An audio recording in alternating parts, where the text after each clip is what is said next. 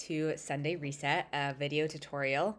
This is so that you can do this anytime, anywhere. This is a way where I'm hoping to hold you accountable to showing up to what you want in life.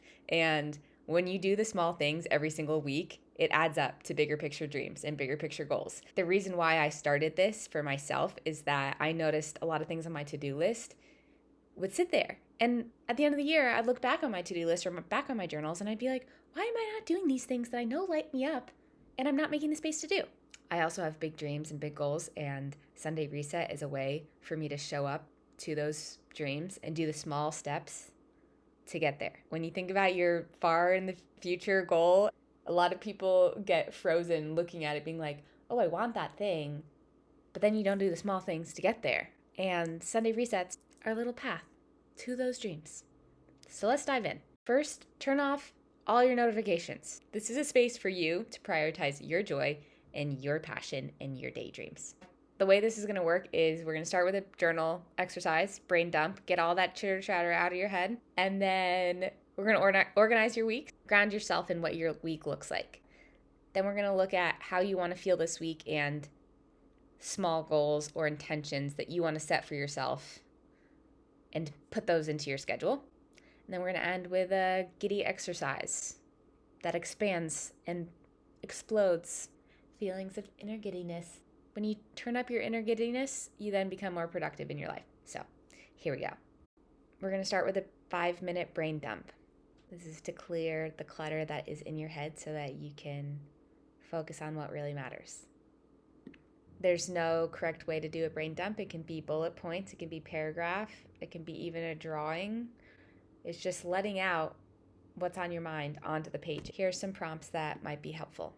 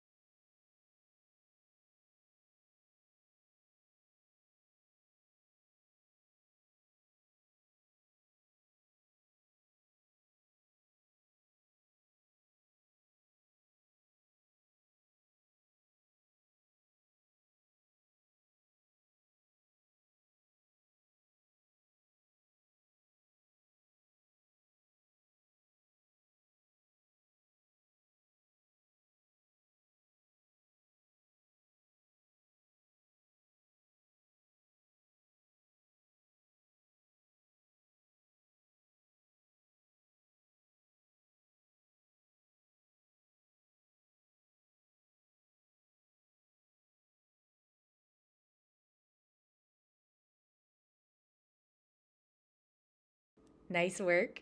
We're done the brain dump. We're going to move into obligations and to-do list for the week. So this is maybe doctor's appointments, particular meetings that are outside your schedule. You can either open your Google Calendar and look at it that way, or you can write it in a notebook. I personally like doing Sunday to Sunday and just bullet points under each day.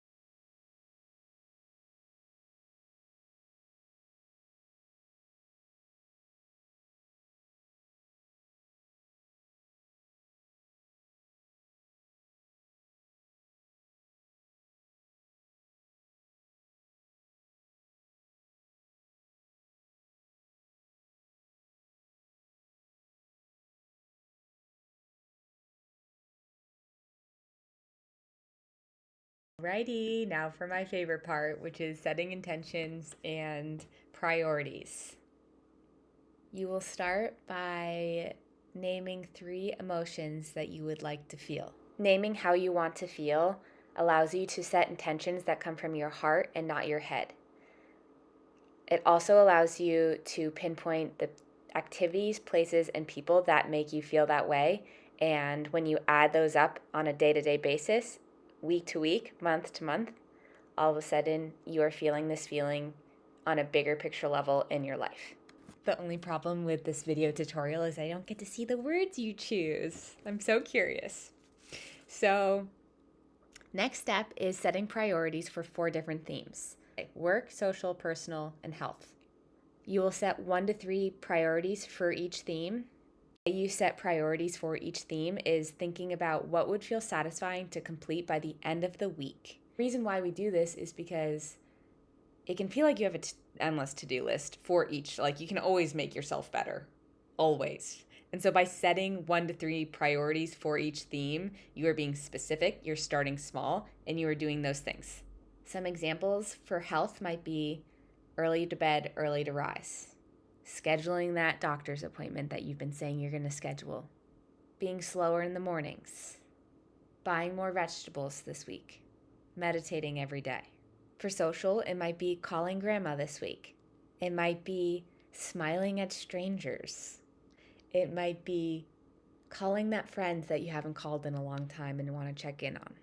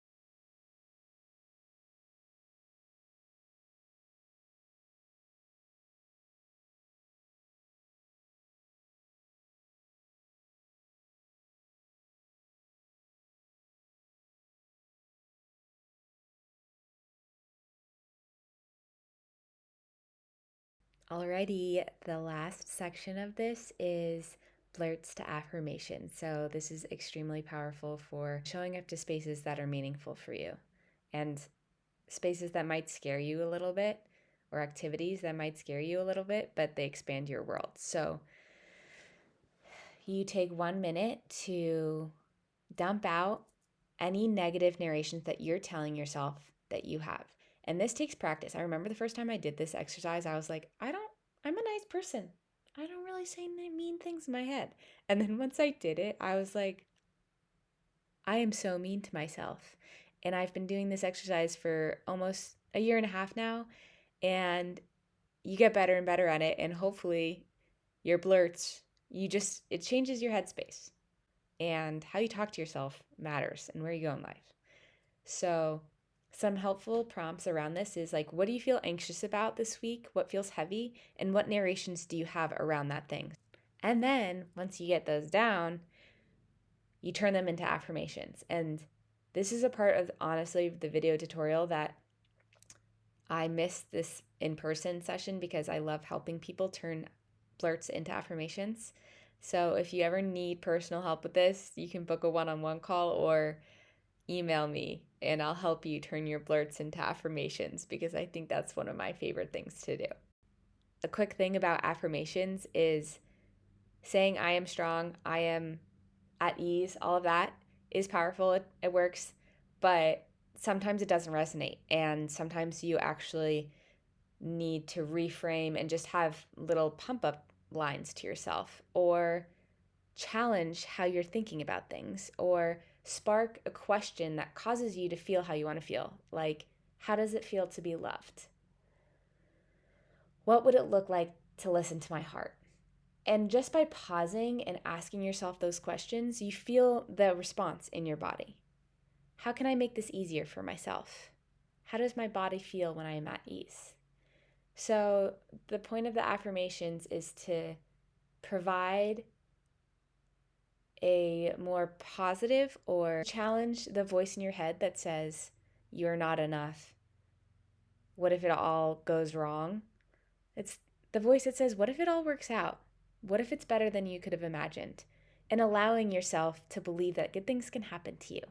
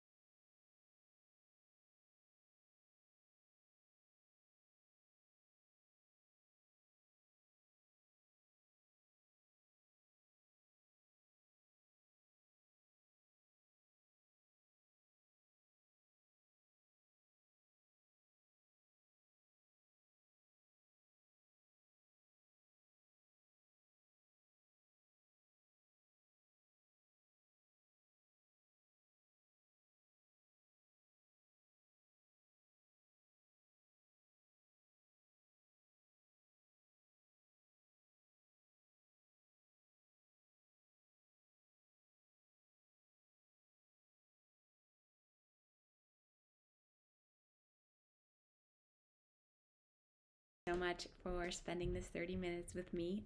If you have any questions, comments, or ideas, feel free to email me at giddybynature@gmail.com. Tell me how your experience went, and know that I offer workshops once a month so that you can get the community aspect of this if you would like to tune in on Zoom. I love them. It has a very awesome collective energy. If it scares you a little bit, you should try coming because it's good for you. And see you next time.